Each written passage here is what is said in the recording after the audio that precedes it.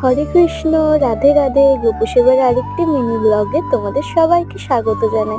তোমরা সবাই কেমন আছো?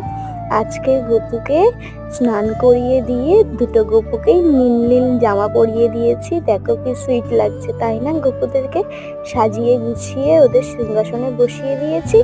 আর ওদের আজকে দুপুরে একটু অন্যরকম খাবার খেতে দিয়েছি। ওদের আজকে দুপুরবেলা আমি খেতে দিয়েছি আম আর চকলেট। এই দেখো, আম আর চকলেট আমি দিয়ে দিয়েছি, ছোট গপুকেও তাই আম আর চকলেট দিয়ে দিয়েছি। তুলসী পাতা খাবারের ওপর দিয়ে দিয়েছি, জলগুলোতেও দিয়ে দিয়েছি।